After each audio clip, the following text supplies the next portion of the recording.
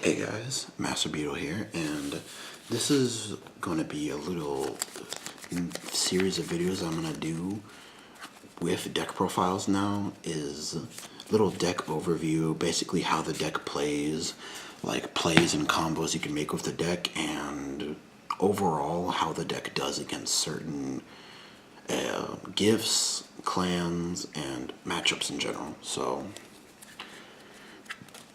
let's go into basically the simply what you want to do with the deck. Ideally, want to ride D Creeper turn 1, and then ideally you would like to ride, let me see if I can find him. Ideally you want to ride Werewolf Seeger turn 2.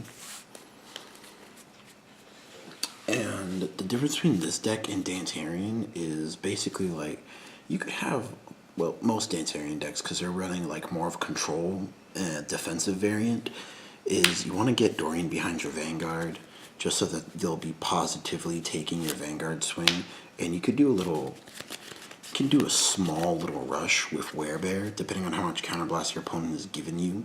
So yeah. So let's just do this. Say you want to do a little rush. Soul Charge 2.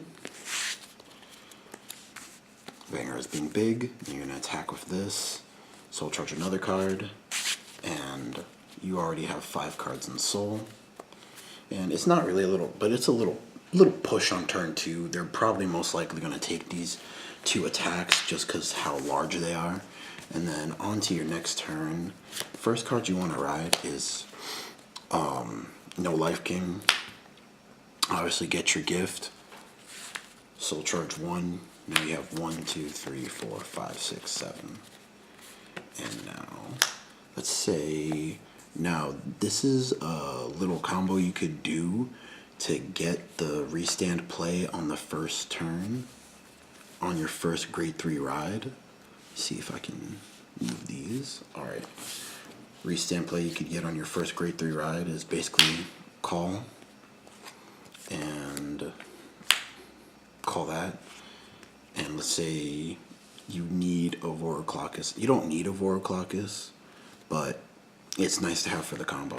So basically you'd attack with your rear guards first. Oh, and you would need 3 counterblasts, but first, before you do any of this, you want to activate your D Creeper to soul charge 3 cards.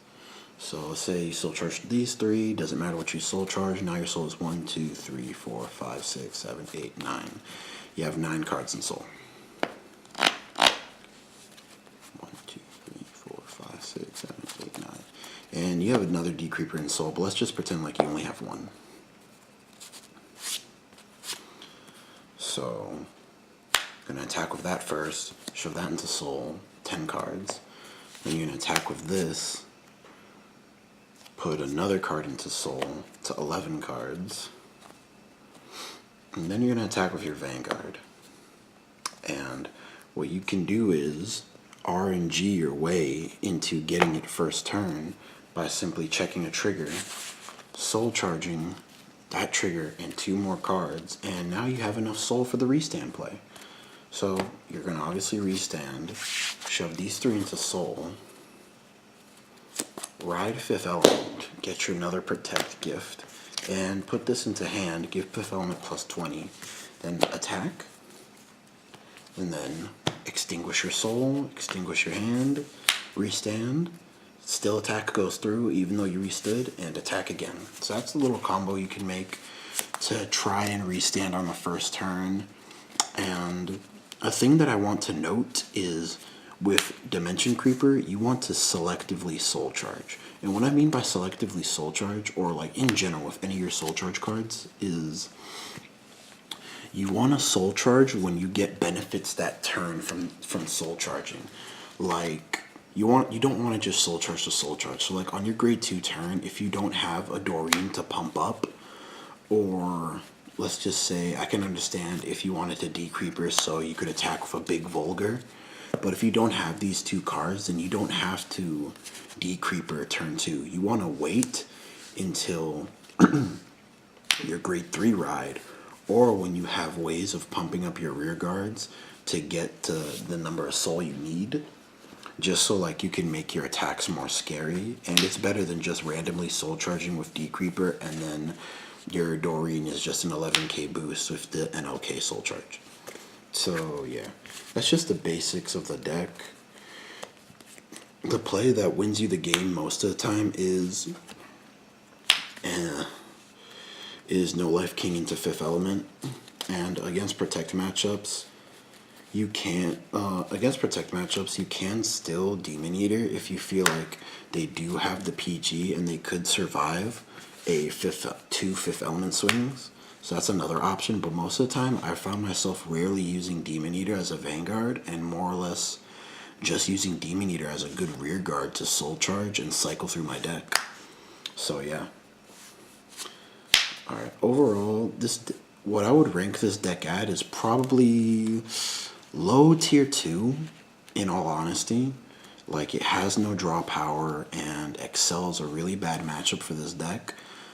But low tier 2, high tier 3, in my personal opinion.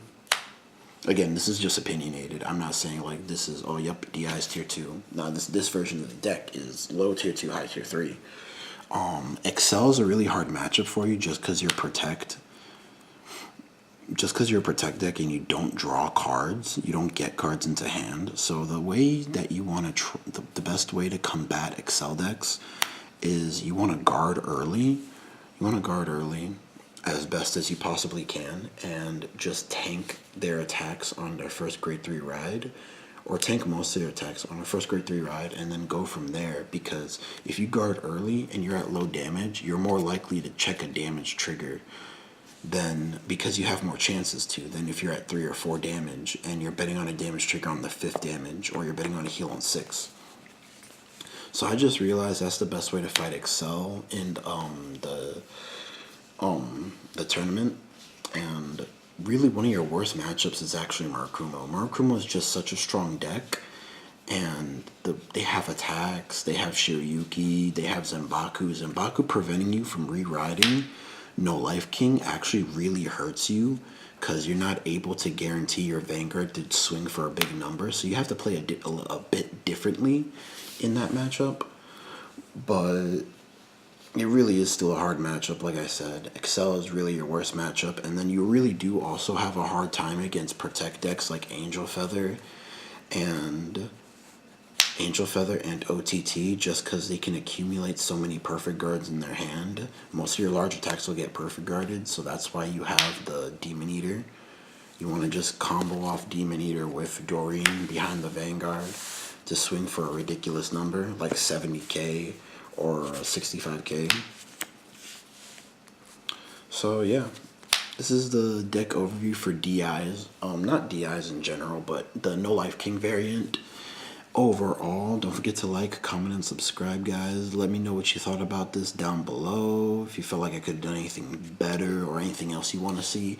I am going to try and get some match videos out later on this week. I'm going to see how that pans out. And that's it, guys. Master Beetle's out. Peace.